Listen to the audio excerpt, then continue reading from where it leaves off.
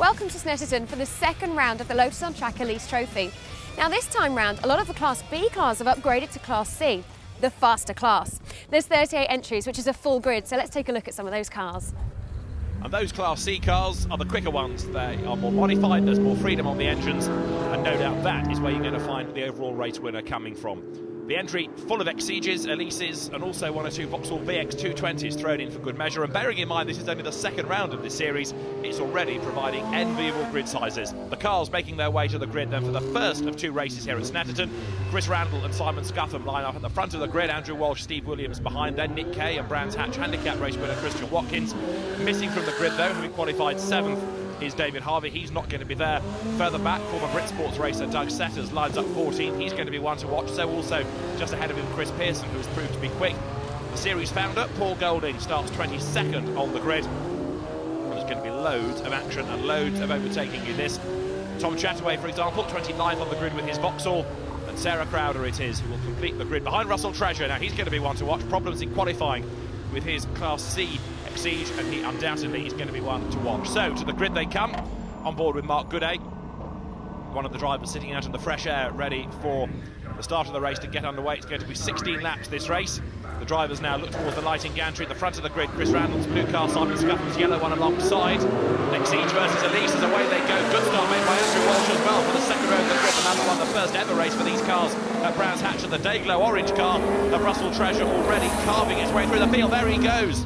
Charges past Michael Edwards on the run down to the first corner. So a good start by Chris Randall puts him in the lead. Everybody else files through for the first time, including their number 4, Nigel Gota, coming under pressure already from a quick starting Graham Walsh. He's got work to do from the back of the grid, but inevitably the one to watch then is that distinctive Dayglow car of Russell Treasure. They come for the first time out of Sear onto the Revit straight down towards the S's. In a straight line, Treasure there with a much quicker car, gaining as he goes past the more standardly built machines down towards the S's then. Lap number 1, Chris Randall leads Simon Scuffham in second place.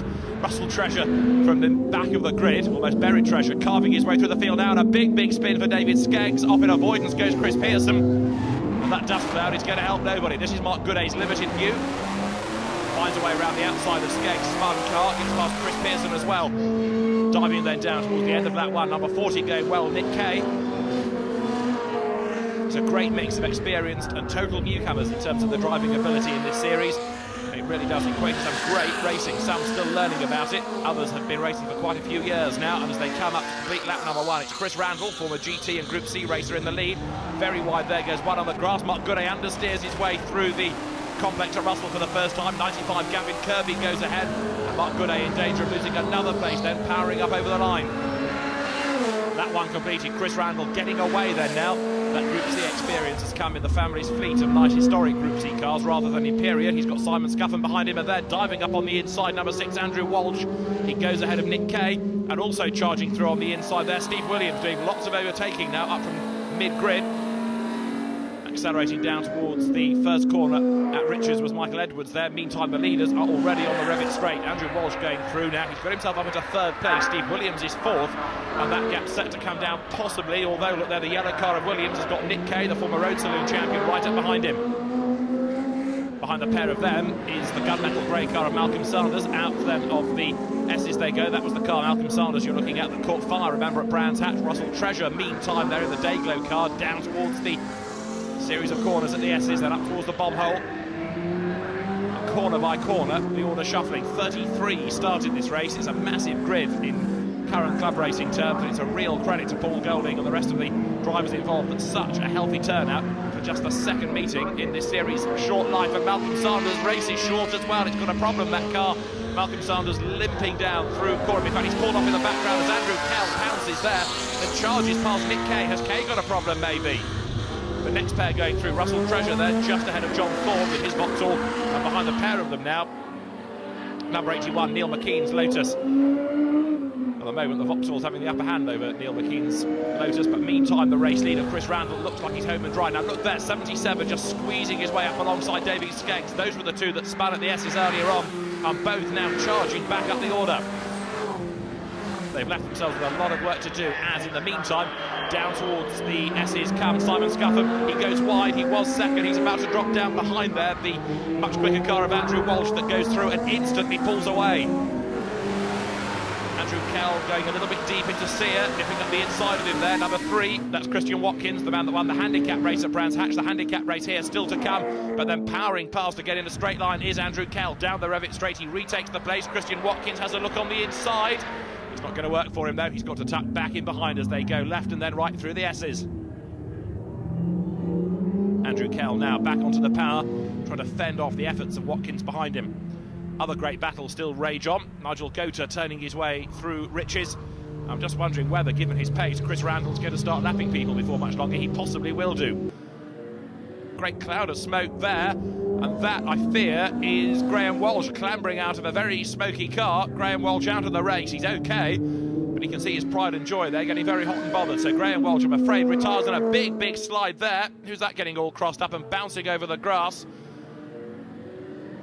Mark Peasy, that is, getting it all wrong, but he survives the moment, loses 1 place coming out of Sear. That carries on in the race now, as down towards Coram Curve, 77, Chris Pearson there, dives through on the inside to gain another place. Down the Revit straight once again goes this midfield gaggle. One goes very wide and spins. That's Nigel Gota losing it. He's facing the oncoming traffic. The yellow flags are waved by the marshals, but a big lose there for Nigel Gota, who flicks reverse gear, tries to get out of the way.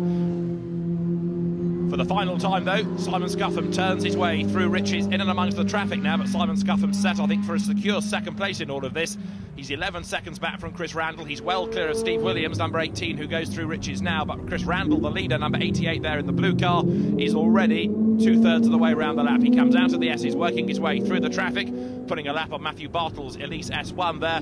But Chris Randall, very much the benchmark driver when it comes to racing a Lotus. Within this series, he's got vast amounts of experience with the Lotus races at the Aston Martin Owners Club he used to run. He's raced Lotuses at the British GT Championship. He comes then now down towards Russell for the final time to round out the top 6 there. Number 81 you can see about to emerge from the chicane as well, Neil McKean. The checkered flag though is at the ready, and Chris Randall wins the second of the class races within the Lotus on Track Trophy. Second across the line is going to be Simon Scuffham, and third will go the way of Steve Williams. Fourth is Andrew Kell ahead of Christian Watkins. Neil McKean rounds out the top 6, and David Skeggs, after his lap 1 spin, finishing 7th ahead of Jez Breaker, Doug Setters 9th, and Mark Gooday to round out the top 10.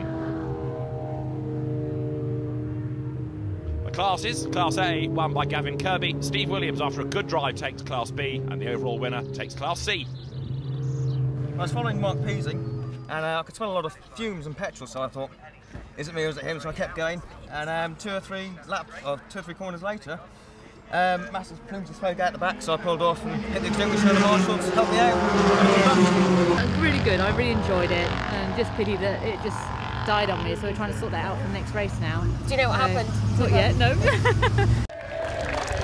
So some drivers have to go and sort out problems, other drivers head to the podium. Chris Randall there on the top step as the overall race winner. But not only does he go to the podium, so do the top 3 in all 3 classes. David Scott of MSVR, Motorsport Vision Racing, which organises this series, here to present the trophies, and a real family atmosphere. Lots of supporters then to cheer them all on the podium at the end of another great race. Gavin, class winner at Brands, and now again at Snetterton. Well done. 2 in a row. Everybody's going to be out for me in the 3rd round. Well, that's it. Have you got a specific tactic going on? No, just drive my race, and, you know, the style that I like to drive, so yeah, it seems to be working okay for the minute. Just having the confidence, you know, to get into the corners really, and so don't let off the throttle. Well done, Steve. You started from 4th, worked your way up through to 3rd, class winner. Yeah, I don't know about working my way up to 3rd, but I think with Andrew Walsh going on the back straight, and I'm quite happy with his engine. But yeah, you know, it's good to be up running 1 class down, running up with the guys in the top power. Absolutely, you had a clean race too, which helped. Clean, not always the best races. Most memorable races are good tussles, coming in 2nd. But yeah, you know, always good to win. Prefer someone to come up and play with me though. Chris, overall winner, a storming race. Talk us through it.